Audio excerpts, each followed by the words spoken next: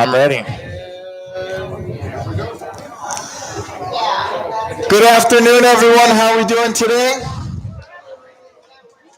I'd like to thank you all for your patience due to our mishap this morning. I'm glad you were all still able to attend. Show of hands, how many were here last month? Did anyone go home and make some quick and easy appetizers? Yeah, all right, we got a couple. Excellent. Today we're going to learn how to make a couple things, two things actually. We're going to go a little Italian today. We're going to learn how to make Italian stuffed pasta shells. Has anyone made any of those? So it's exactly like lasagna, except totally different. It's lasagna packed into a little tiny pasta shell. And then we're going to learn how to make Caesar dressing. Caesar dressing is only 7 ingredients. I've added a couple just for fun. But it's quick and it's easy. It's very fast. It's very different when you make it right off the bat, like we're going to do today, nice and fresh, than when you buy it. Because Kraft and Brianna's and Gerard's, whatever other Caesar dressing that's out there, it always has a real creamy texture because they're adding something else to it. I want to say it's mayonnaise so they can stretch it. Technically, we're going to make it, and it's like a mayonnaise. How we start and the process in which it's made is exactly the same as making mayonnaise. So, with that, first we're going to get started with our stuffed shells. What we're going to want to do is we're going to want to heat our pot of water up, get a nice rolling boil. No one's ever worked with these before, right? They're in your pasta section. They're usually up on the top shelf.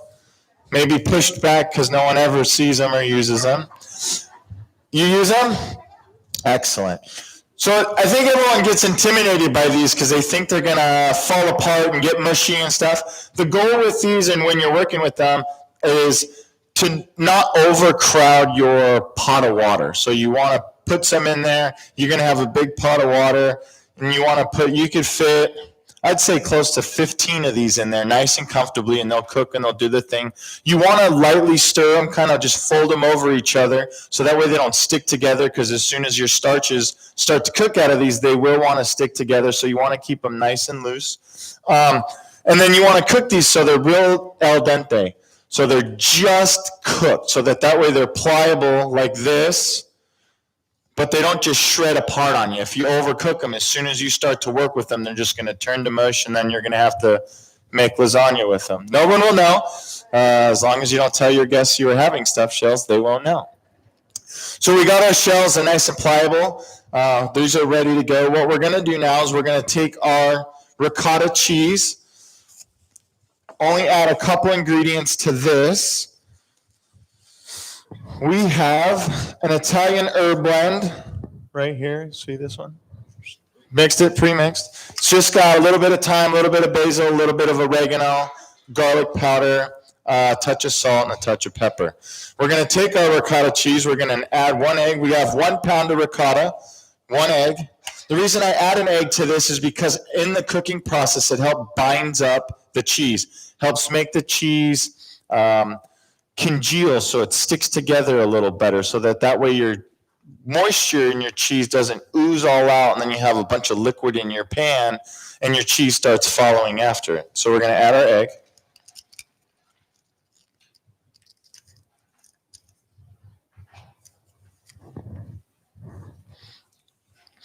We're going to give this a nice mix here. Same thing when you're working with lasagna, always add an egg to it. You typically, when you get your ricotta, try to use whole milk ricotta. If you use any ricotta that's part skim, there's a lot of water content into it, so you just want to be cautious of that. If you make lasagna one time and you're using that part skim and you think that there's too much moisture in it, 2 things you can do. One, in this process here, you could add just a tiny bit of cornstarch. That will help in the cooking process keep it binded together. The other trick with lasagna is you always want to make sure it rests. You want to give it a nap after you pull it out of the oven. Typically about 30 minutes, 45 minutes. Give it a nice long rest time. That way when you go to cut into it, it doesn't just fall apart on you. Then you have nice lasagna squares. So we got our egg mixture here. We're going to add a little bit of our season blend. We're going to add some fresh parsley. Not too much, just a little bit. And today I'm feeling a little cheesy, so I'm going to add some mozzarella. Mozzarella is just going to help give it a creamier flavor to it. Ricotta is a richer cheese, so we want to just make sure that it's not so rich for when it hits your belly. So now we got this mixed nicely. We're going to take a baking pan like such. We're going to take our pan spray. Pan spray saves dishwashers' lives. They're very thankful for that. We're going to take our pasta sauce.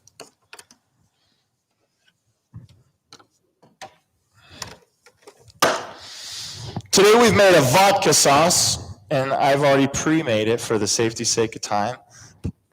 Marinara. It's basically a marinara sauce, just onions, garlic. Sweat those down a little bit, and then instead of adding white wine or red wine, you add vodka to it. And once you add your tomatoes, you add fresh basil, so it kind of gives it like an orangish color.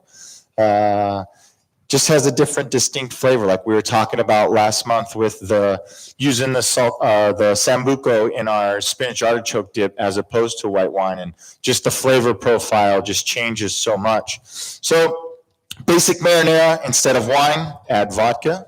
Works out just fine. So we're going to take a little bit of our sauce here. We're going to put it into our baking pan, a nice thin layer. We don't want to add too much because we don't want our pasta shells. Nice thin layer here. There we go. Two reasons. One, we don't want to add too much, so we're not swimming. These aren't swimming through our pasta sauce. Two, we don't want these to stick to our pan as it bakes. As soon as it sticks to our pan and it bakes, then it becomes a mess, and you're serving baked ziti at that point. So, for presentation, so all you do is just take your ricotta mixture, and you're just going to put a little bit in here. You want to not overfill it. You just want to make sure that you're able to fold your shell over nicely, but it's nice and full. And then that way when you stick it down, crease side down, then that way it won't burst open on you. So you'll just fill these up. This one's a great one to do for a group of people, because a couple of these, some salad, some bread, you're good to go. And once it's the same, I mean, to make 4 or to make 15, it takes the same amount of time. With the amount of 1 pound of ricotta cheese, you'll probably be able to make a dozen shells.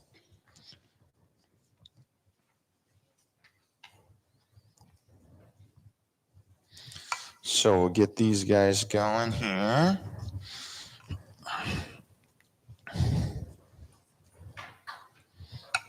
Boom, just like such.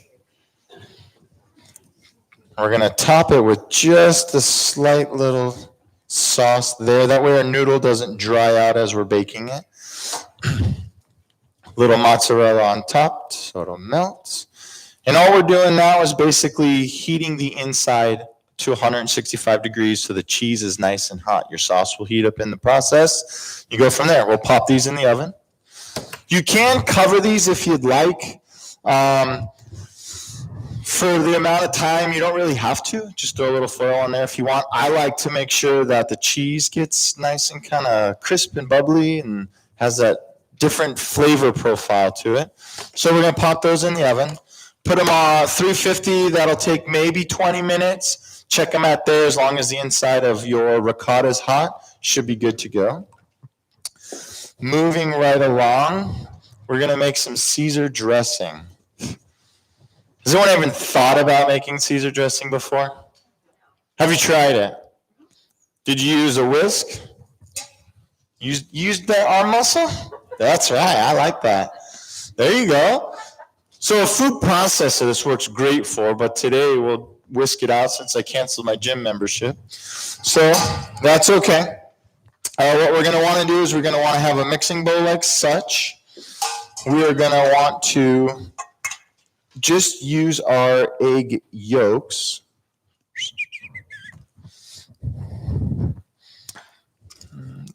work, actually. So we're going to want to just get our yolks out.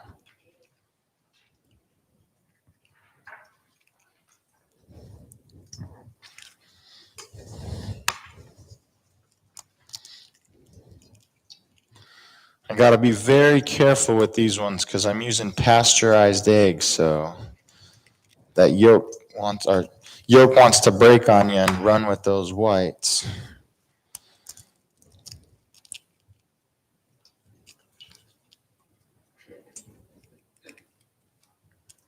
There we go. All right. So now that we got those, we're going to want to whisk this together. We're going to whisk them nice and smooth.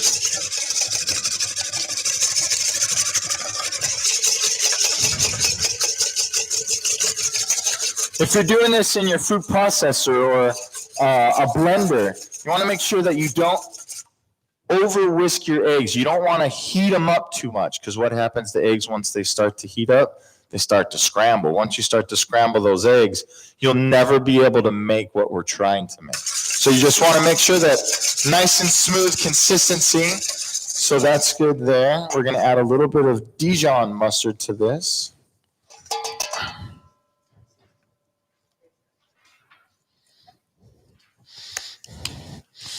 There we go. Mix this till it's nice and smooth. Make sure it's incorporated really well here. All right. Now we're going to add our anchovies. Who likes anchovies? On your pizza? Eat them raw? Saltine cracker? No? Saltine cracker and an anchovy? It's a good hiking snack.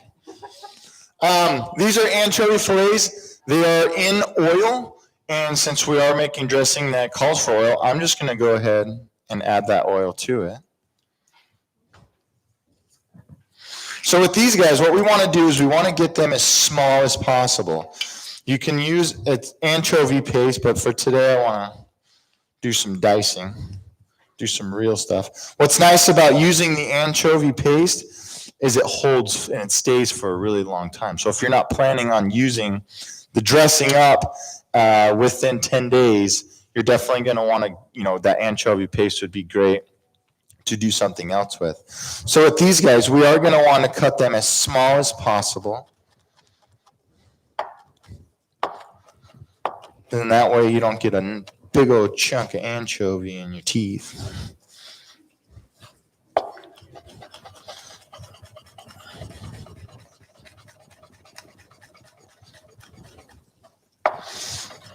So we have a really good mince here.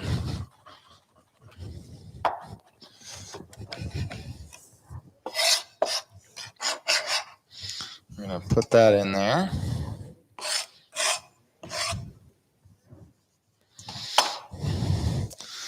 All right. And we're going to give this a whisk.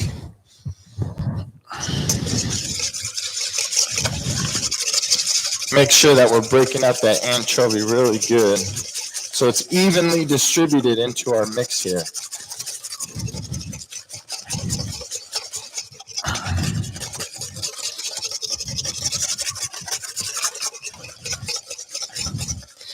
All right, and then we're going to add a couple other ingredients. We're going to add some minced garlic.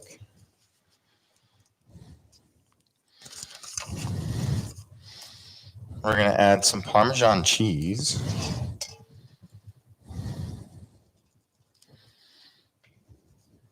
We're going to whisk that up.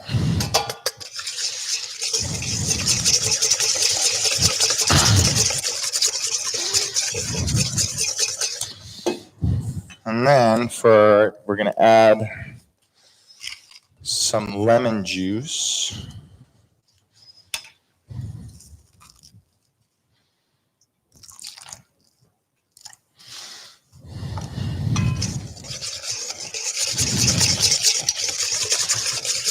Make sure that's all combined well.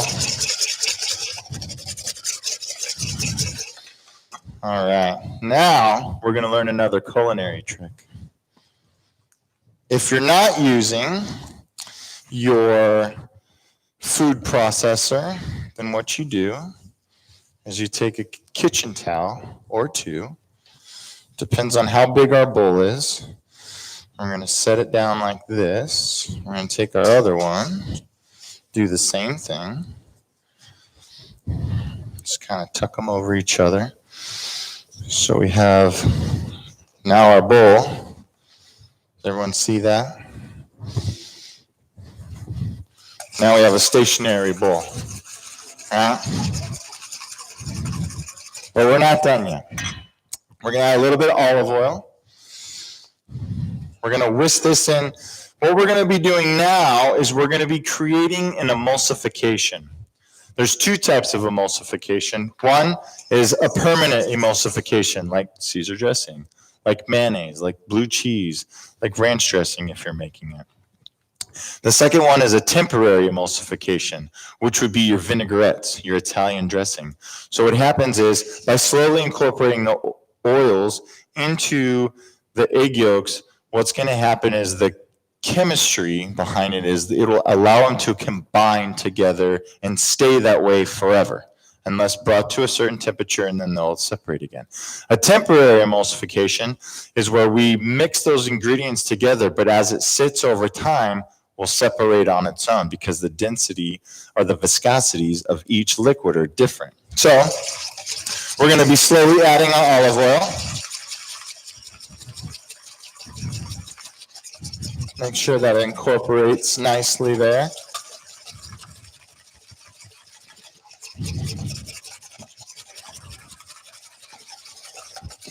And you don't want to do this all with olive oil because olive oil is so pungent. It's got a very, very strong flavor to it. So we're only going to use a little. And the rest, we're going to bulk it up with some salad oil. The reason we're going to use salad oil, vegetable oil, canola, you could use canola oil.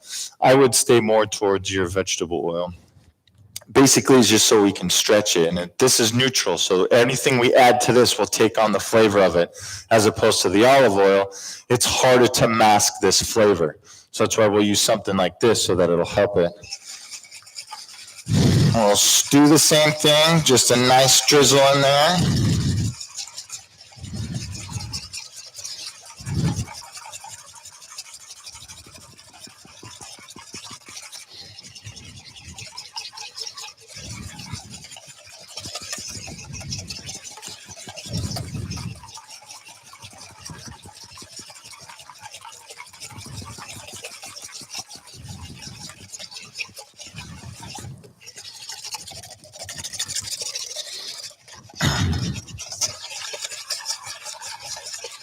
It looks like a nice consistency there. Nice ribbon. So a ribbon, it's where you can make like a figure eight, and then it makes the figure eight, but then smooths back out. That's the ribbon stage. That's what we're looking for. So it'll make a figure eight and then flatten right out immediately. So that looks like we're there. All we're going to do to this is we're going to add a touch of salt and pepper, just to help enhance those flavors.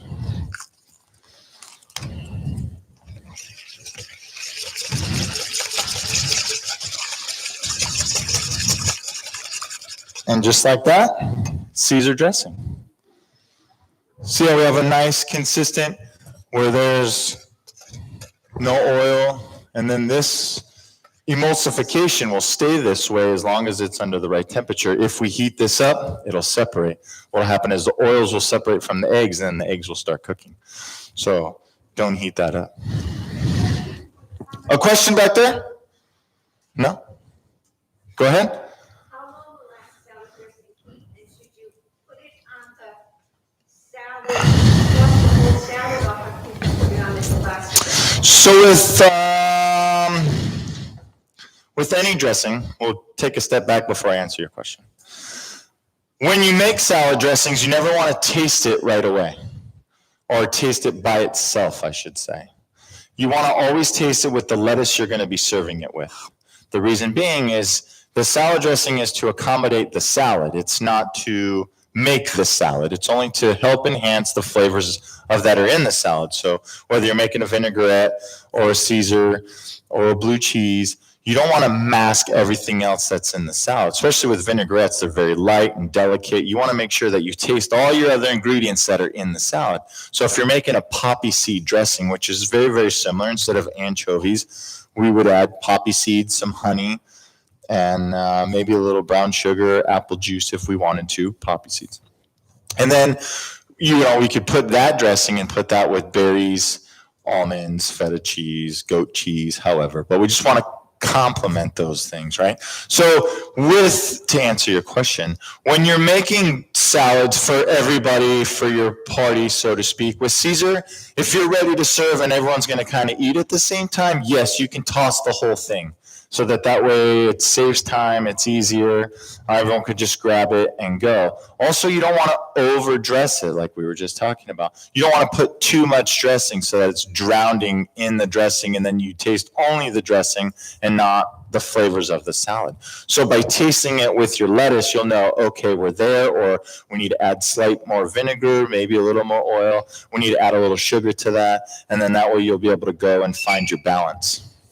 Also, with your dressings too, so the things you add. So if you're adding berries, that's a sweetener. So maybe we don't need to add sugar to it. We taste it with our lettuce and go, oh, this is going to be good because we're getting the sweetness, the sugar from the strawberries and the blueberries or the apples that we're putting into our salad. So there's another thing for that. This will keep for 10 days as long as it's refrigerated. Yeah, the only thing that's in it really that's going to be the bad part would be the anchovies. And those are so salty they'll stay for a while too. But it's the egg yolk, so that's why you'd want to keep it refrigerated. If you use pure olive oil and vegetable oil, it should not get hard. If you use olive oil that has pomace in it, so it's a blend, when you put it in the refrigerator, it will solidify like butter. So you'd want to bring that out, let it come to room temperature so that way you can use it on your salad. But other than that, it's not going bad. It just congeals like your butter does. So it gets soft and gets cold again as it puts in there. But if you're using pure olive oil, then it should not get to that state. So you could just pull it out, shake it up, and then dress your salad. Do we have any other questions? Go ahead. I put some in. Mm-hmm. Just a touch, not too much. I like to put it in when I do this part. So when I mix it together, I like to use shaved Parmesan so that there's nice big pieces of it. It's so funny how cheeses taste differently from the temperature to the size they're cut to all sorts of things. It's pretty fun to, just how the molecular structures change and the taste change by how you apply them. So I did put a little bit here. You just degrade it so that it is in there. But then, I'll put some of this in when we do the big salad. So any other questions? That's the timer. Let's check our shells. I have a silent timer. Bing. And then when you pull, ooh, that's hot.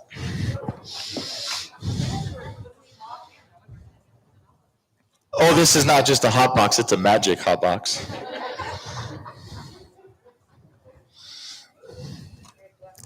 So then, like I said, once you pull it out like such, have a nice pan of pasta shells all stayed together nice and firm. So then all you do is you take a little bit of your parsley here,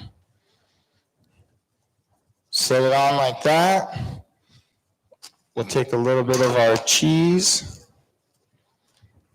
sprinkle it on like that, set it out for your guests, and wow them with a nice Italian dinner. All right. You got any questions? Yes. Yes, you can. You can make sure,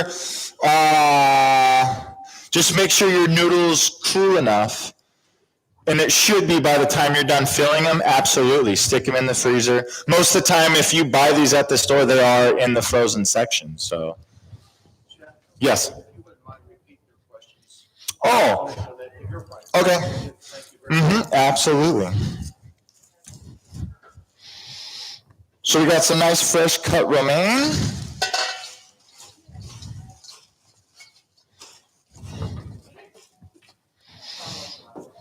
We're going to add some of our dressing that we just made right now. We're going to add some Parmesan cheese.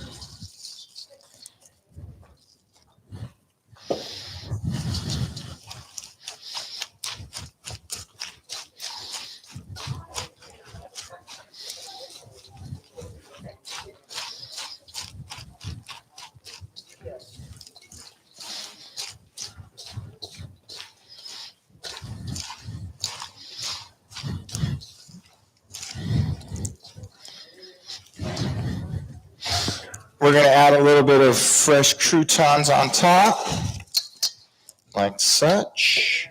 We'll do a little more cheese. And then that's ready to go and serve for your guests. So when you're doing something like this, by all means, definitely you can toss it up and then serve it. It's ready to go. Even if you notice, like if you're using anything that's heavy in your salad, you mix it all together. If you got carrots, it always falls to the bottom, right? So those are ones where you got to think about that. So if it's easy, sometimes it is easier just to leave those things on the side, and your guests can just put in as much as they need on the top of the lettuce, and then you could still dress your lettuce if you'd like to. Then that way, most of the dressing's there, and then have a little on the side, and they can top it off as well. So it's a good thing to do. Makes it easy, quick and easy for your guests. So back to our pasta shells. The reason we don't put so much sauce in there so that they're not swimming is so that when your pasta is cooking, because it is going to cook more as it's in the oven, it's going to absorb that sauce. So then that's why it's always good to have a little bit of sauce on the side. Make your plate, nice little sauce over the top, Parmesan cheese. Bada bing, bada boom. All right, who's ready to eat? Everyone? All right. Got any other questions?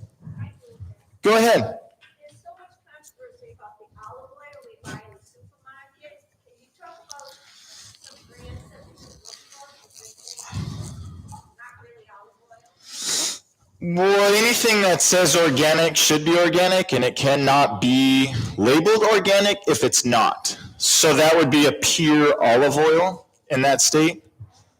Okay. Has anyone ever been out to the olive mill? What a cool place that is, huh? It's hard to pick an olive oil. So take the same principles. You can add any type of olive oil. So if you want this to be a Southwestern Caesar, you can use one of their ancho chili olive oils and add a little flair to it. You yourself could add some ancho chili to it. So you could take this base and add pretty much whatever you wanted to it. And really, you throw a little Cajun dressing, Cajun seasoning into there, and now we have a New Orleans Caesar salad. So another one that was brought up yesterday, actually, was using avocado oil. So yes, you can. So not only are you using a better oil, but now you're getting a lot more nutritional properties with that avocado oil than just your olive oil.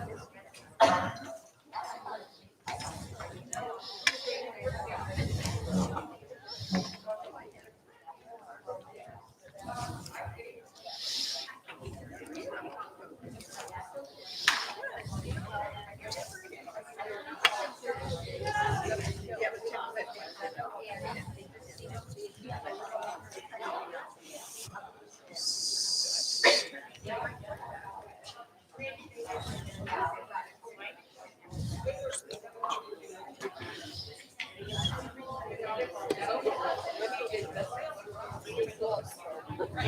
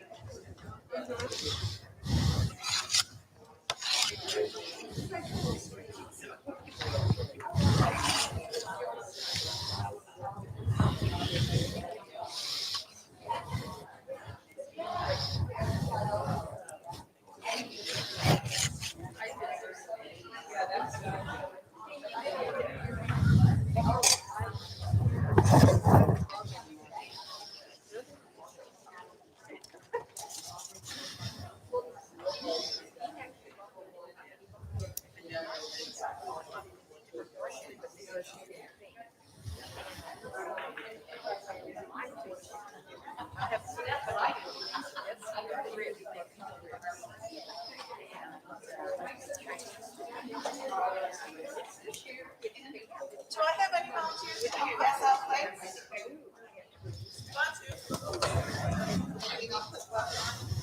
Not to pass the plate out. You should be okay. They would like you to hold the bottle of olive oil up so they can see what kind it is. Okay. I'll put a glove on for the garbage. Here, I'll grab it.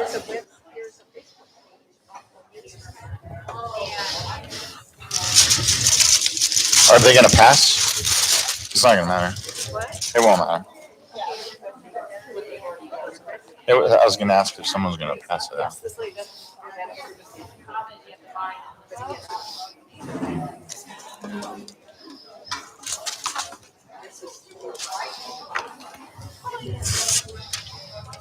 No, it's not. Your masks, but you don't need gloves. You don't need gloves now. Nope. As long as you're not touching the food, you'll be okay. And if you want to take this and just head one down one side, and then I'll start on the next side.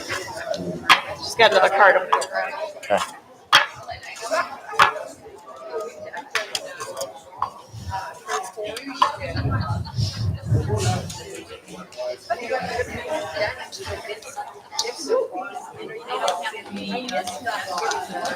They smell.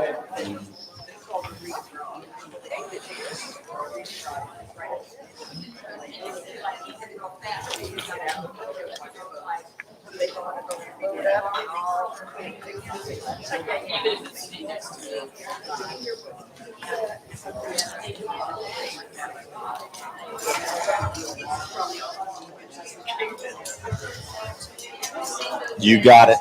You got it.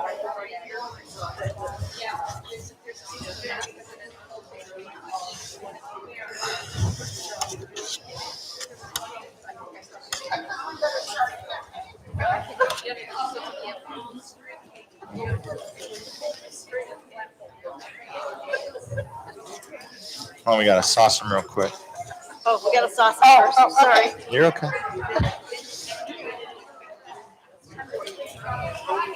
I was telling our table, I have a friend that she married an Italian and she learned from her mother-in-law how to make it. She had us come out one day and we spent all day and I said, this is much quicker.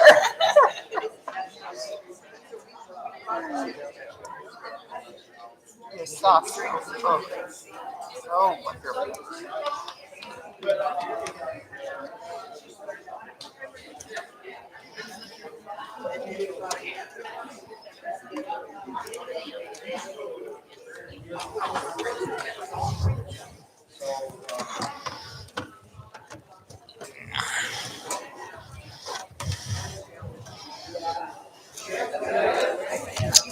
For the most part, yeah.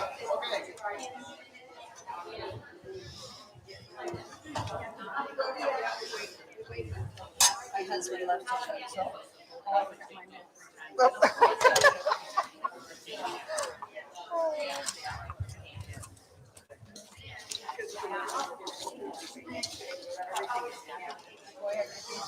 Go ahead and take those in the